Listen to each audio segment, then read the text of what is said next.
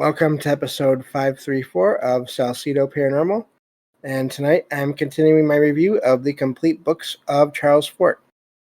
As always, you can find all episodes of the show along with links to social media and other ways to contact me. Let me see here. As always, you can go to the website that is salsidoparanormal.podbean.com. That's SALSIDO paranormal.podbean.com. And there you can find, again, links to all shows and social media. Always happy to hear from you, whether you have comments or questions or topic suggestions or stories of paranormal experiences, whether they're your own or from others that you trust. And happy to either read those or have you join me on the show to talk about them. Thank you all for listening, whether you are here for the live streams on Discord, or if you listen on the podcast or YouTube feeds, or on the Troubled Minds Radio Network, KUAP, Digital Broadcasting. There you can hear replays of 2 episodes of the show every night at 6 p.m. Pacific, 9 p.m. Eastern, right before Troubled Minds Radio comes on. As always, I want to thank Michael Strange, host of Troubled Minds Radio, as well as Liam Martin, host of the Exile Minds podcast, for producing these shows and putting them up on the station as you hear them. And let me see here. I think that takes care of that. If you want to support the show, there are some different ways to do that. You can always share the show with others and rate and review it on your podcast platform of choice. Also, I have a Patreon page. Well, first, actually, I have some books. Getting out of order here. I have some paranormal fiction and nonfiction books you can find on Amazon. Also, I have a Patreon page where you can find 1 extra true paranormal stories from the web episode per month. And that's available to all membership level tiers there. And or you can just make a one-time donation through PayPal. Support is never expected, but always appreciated, as I live on a fixed income, and there's always expenses of making these shows, from equipment to research materials to travel expenses in some cases. And so, yeah, I think that takes care of all those things. And we can get on to this review here. And again, how this works is I feed chapters from the books I'm reviewing, and I always review sort of books that are in the public domain at this point, into an AI, and have them summarize it, and then I read the summaries on these shows, and I talk about them, and then if there's anyone in chat, we talk as well through the text chat, and these are some of my favorite episodes to do. I say that about the True Stories ones as well, but I think these 2 kinds right here are my favorite overall, because there's just so much to take in. We've been reviewing the books of Charles Fort now for a long time.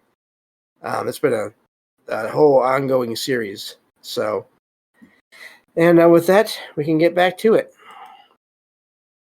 So, of course, we are on the last of his 4 books in this set, which is Wild Talents. And this is about abilities people have had or may have still, and what those may look like. So this is chapter 18. This chapter discusses various mysterious cases of pictures or images appearing on unlikely surfaces, including in May of 1907 in Remiremont, France. I'm probably not saying that right at all. Anyway, images of the Virgin Mary were reported to have appeared on large hailstones. Wow, during a storm. I've never heard of that before. That is wild. This was deemed a religious miracle by some, but the author, that's Charles Fort, suggests it may have been faked by religious zealots. So, says there were many reports in the late 19th century of images, specifically religious symbols, mysteriously appearing on window panes. Some theorized they were spirit photographs. And that is, of course, where you have interaction with spirits through pictures that are taken. Charles Fort suggests they may have been caused by people's intense visualizations and or imaginations. Again, sort of people manifesting these things on these windows. Other cases reported include images appearing on walls. Let's see here. Words appearing on people's skin, and more. Charles Fort sees parallels to claim telepathic transfers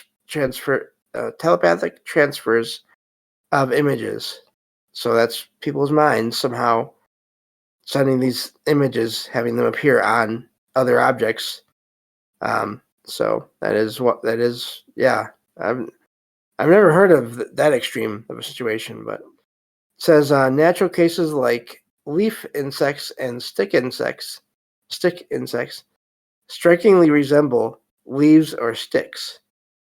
This extremely realistic mimicry suggests to Charles Fort a magical transformational force beyond simple natural selection. If I could talk, that'd be good.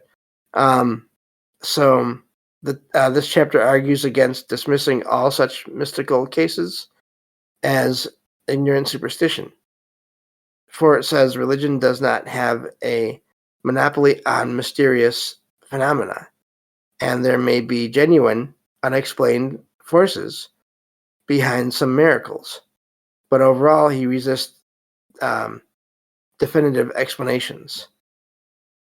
And so this chapter covers and connects various cases of imagistic, that's a word, mystical phenomena throughout history, centering on the idea of images impressing themselves onto physical matter in unexplained ways. For it sees truth in some mystical beliefs rather than pure superstition, but also avoids firm conclusion. So that's chapter 18. I like that one in that he does cover things that, some things I've heard of, other things I haven't, like the hailstone thing. If going to his idea of sort of these objects that are even falling from the sky, if they are generated by people somehow, and if you get enough people that are sort of in an area that subscribe to any one sort of major religious way of thinking, why couldn't there be images imprinted on the things that are falling that are sort of important to those people? I don't see a problem with that, especially when you're already dealing with objects falling where you have no idea where they're coming from. So yeah, I don't know.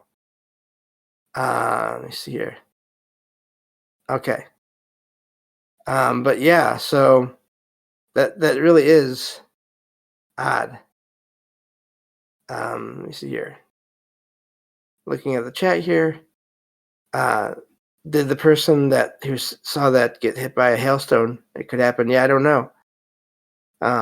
But anyway, so let me get to the next chapter here.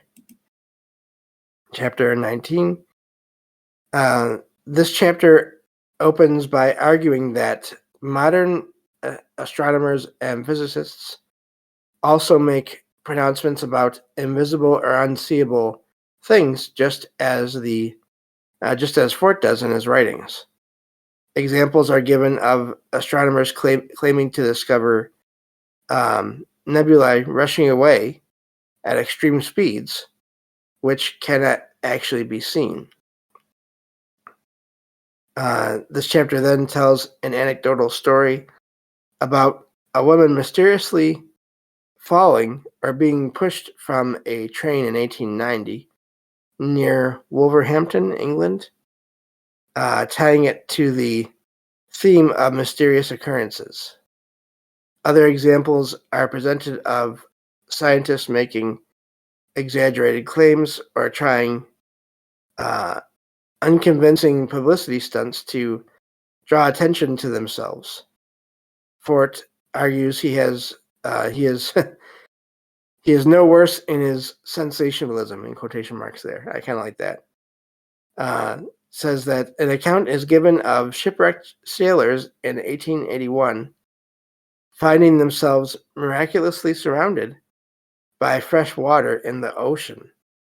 This contrasts with tragic cases of people desperately needing water but unable to conjure it. And notice he doesn't say unable to find it. He says conjure it. Or at least the summary says conjure it. So that's a key point there, I think.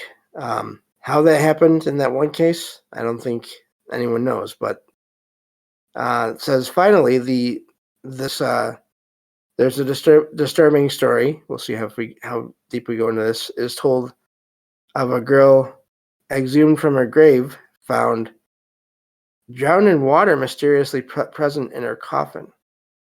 No explanation was provided. That's odd. I could see if there was water just in the ground, but if it was all just in the coffin when it was sealed, that reminds me of cases where people will have water just appear in their homes or buildings, and then they try to trace the source of it, and they can't. It just somehow appears.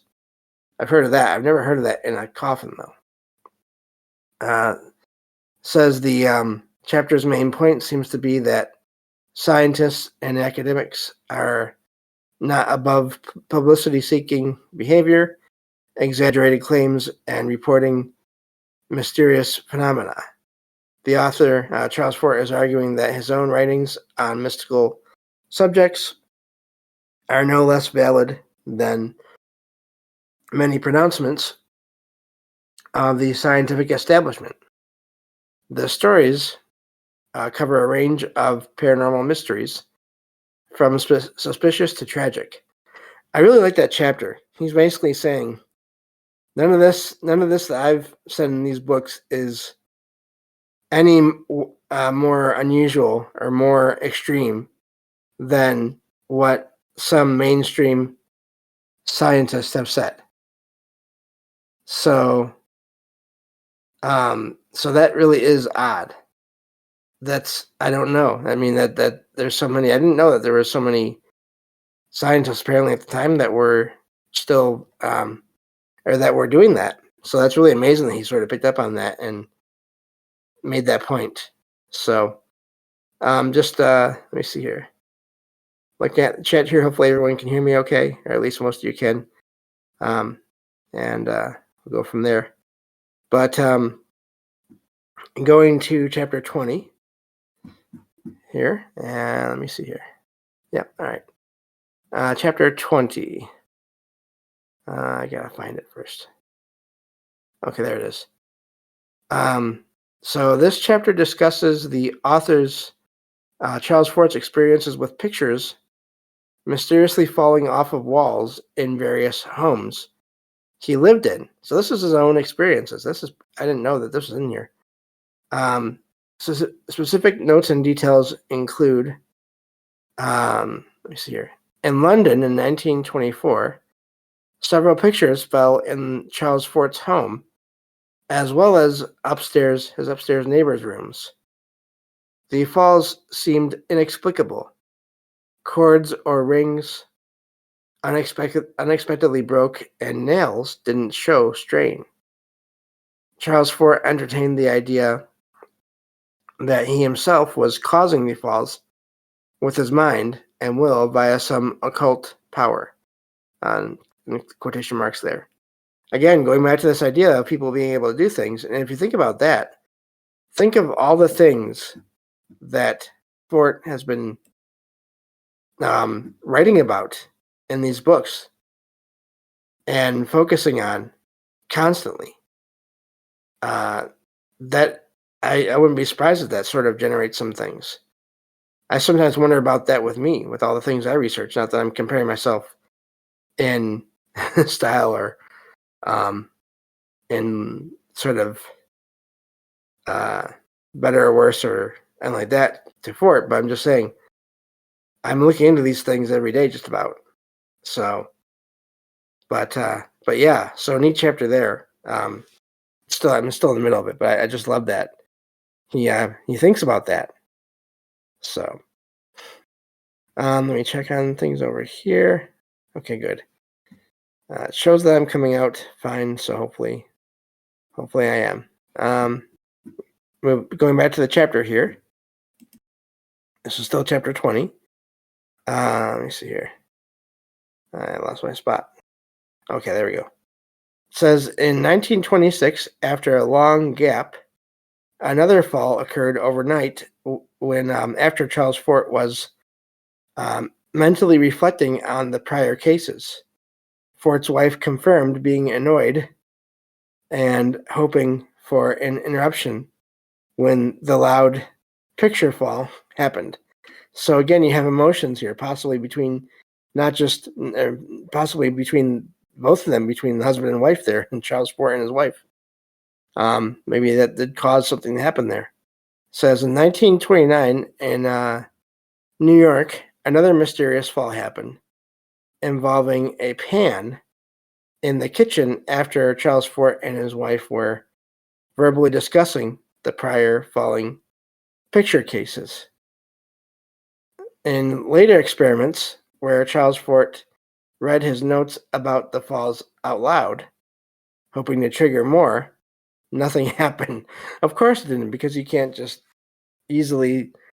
The paranormal or unexplained does not happen on demand, usually.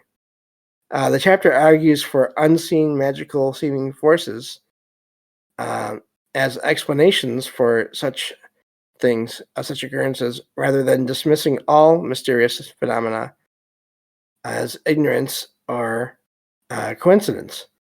But it stops short of definitive conclusions, noting failings and limitations in the informal experiments. The falls seem to center around Charles Fort himself in an unexplained way. I love that chapter. Just want to say that. That's neat that he had his own experiences and was aware of them and possible connections to sort of what he was already looking into. I love that chapter. So, oh yeah, that's right. Yeah. In the chat there, PDG says maybe listening to the show. Yeah, I mean, I guess it's possible as why my whiteboard flew off the wall a few weeks back. It's hard to say because, like, I mean, obviously things aren't happening to... Not that I'm saying that PDG is saying that. I'm just saying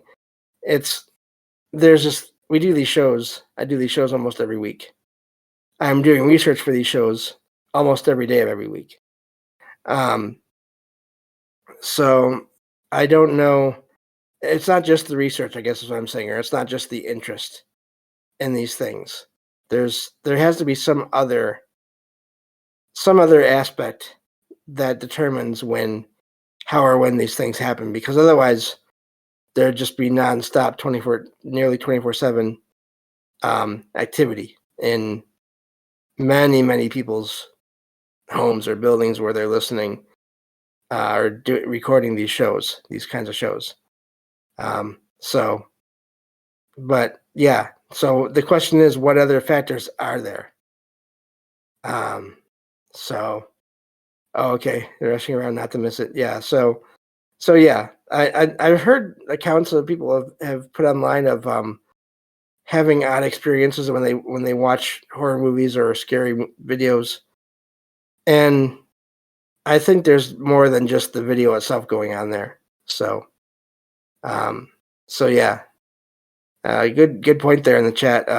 Jeff says, and that's Jeff from Listener Experiences a while back. An experience sparks an interest, and the interest makes more experiences. So yeah, yep. So let me see here. I think we have time for one more chapter. Let's see, chapter 21. Let me see here. Yeah. Chapter 21. So, this chapter discusses various causes of suspected witchcraft, curses, mysterious deaths, and paranormal phenomena, such as, now, of course, witchcraft. We'll see how he handles that. Hopefully it's not going to be purely a negative thing here, but anyway. The mysterious and violent death of a girl apparently in France in 1922. She was found, of course, let me see here, dead, of course, but her clothes were neatly folded nearby. So, a series of let me see here, a series of misfortunes striking the Minder family of New York in 1931, culminating in all 8 of the children suddenly falling ill with some kind of disease that is not normally contagious. That is odd. Several cases where witchcraft accusations, or investigations seem to precede violent phenomena like objects flying about or ghostly attacks on the accusers.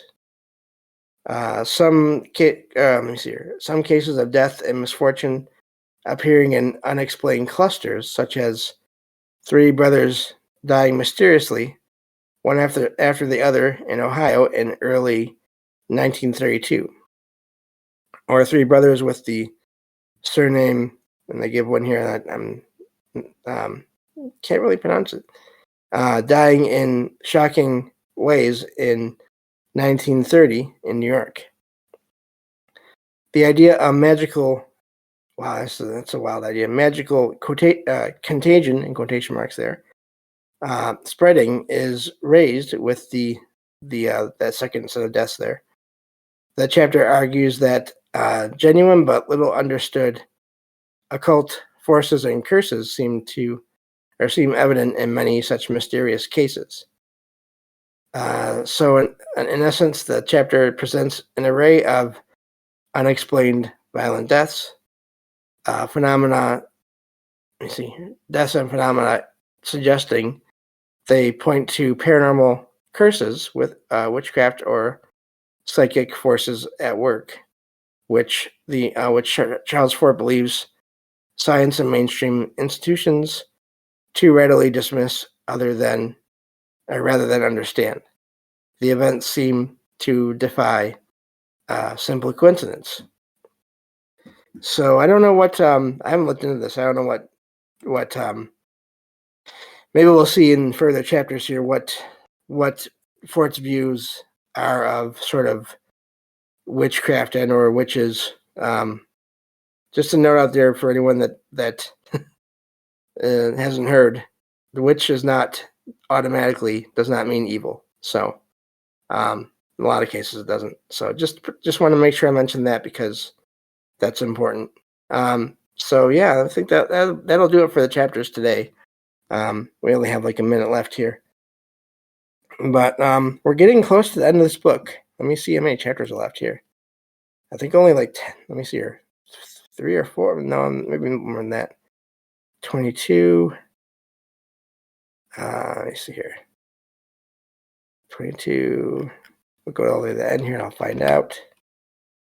We have, let me see.